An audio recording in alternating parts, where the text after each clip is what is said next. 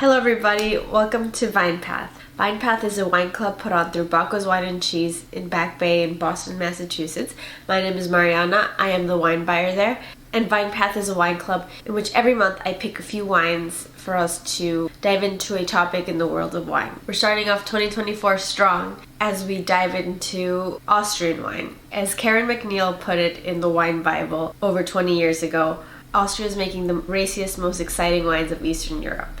That's a pretty big claim, but even if it's partially true, it's definitely worth us checking it out. Now, Austria is a country with a lot of history of winemaking. The Celts were the first to plant grapes in 4th century BC. Austria's climate is cool and continental, and since the western part of Austria has the Alps, most of the vine plantings are in the eastern side.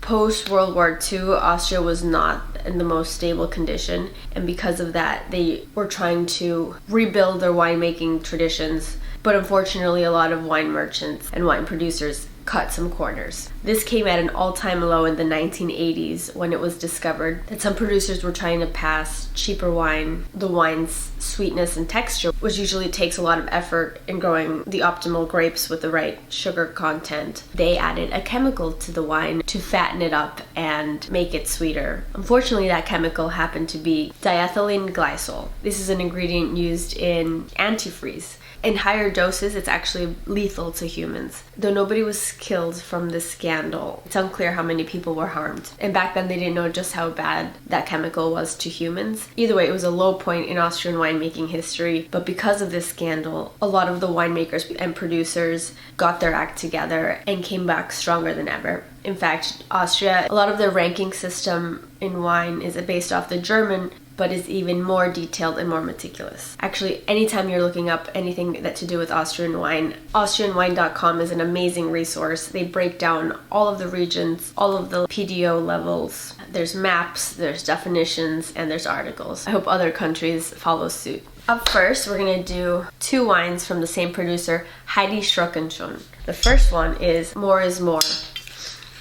One of the reasons I love Austrian wine is that it's great value, and I just love that a lot of their wines, especially their whites, come in liter bottles. We are actually not having the #1 grape of Austria this month, which is Grüner Veltliner. I wanted to highlight other lesser known grapes, and so we're trying this Welsh Riesling. I find Welsh Riesling, like Grüner Veltliner, very clean and bright and crisp and just the perfect weekday wine to accompany many kinds of meals, to have in the fridge anytime a friend comes over or you want to have a glass with an impromptu meal. Heidi has a great background of winemaking. She's located in the town of Rust. They're famous actually for sweet wines. This is in the Burgenland region, specifically the Neusiedlersee. Please excuse my pronunciations, but this area takes a lot of influence from the lake that it's right next to. It's a really large lake that is actually really shallow. It keeps that general area having a nice humidity level, which is actually really good for creating humid conditions to make noble rot, which is crucial in making some of Austria's dessert wines. We're not having any dessert wine this month,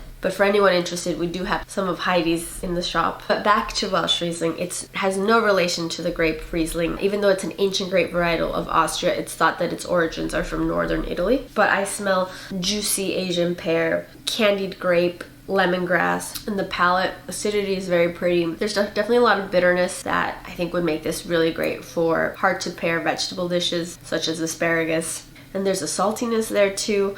I would have this with oysters. I think this would be a fantastic oyster wine. Up next, we've got same producer, Heidi and her sons, producing the Muskateller. Muskateller is in the Muscat family, and you can instantly smell that in the glass.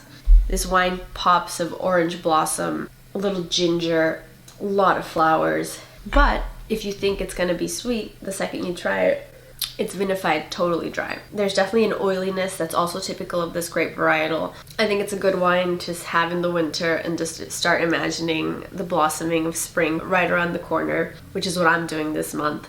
I would have this wine with something that highlights the floral component. So I would have this with some scamps over maybe a parsnip puree, a root vegetable that's kind of sweet and I think would play off the aromatics of this wine. A lot of people tend to put Austria in the same bucket of, oh, it's just an extension of German wines. That's not the case at all. Yes, it's a similar language, but the culture is very different. I'm definitely generalizing, but I get the sense that Austria has a little bit more of a bohemian vibe that is influenced definitely more on more Eastern Europe rather than Germany that has a lot more Western Europe influence. The Austrian winemakers I've met, they're very proud and friendly and warm and ready to show you what they do. I got to meet Heidi actually at a wine tasting and I was completely sold. Up next, we're gonna do Austria's most grown red grape, Zweigelt. This is the 2021 Wagram Zweigelt from producer Holzer. Now the winemaker here is Arnold Holzer. He's in his mid-30s, he's super youthful,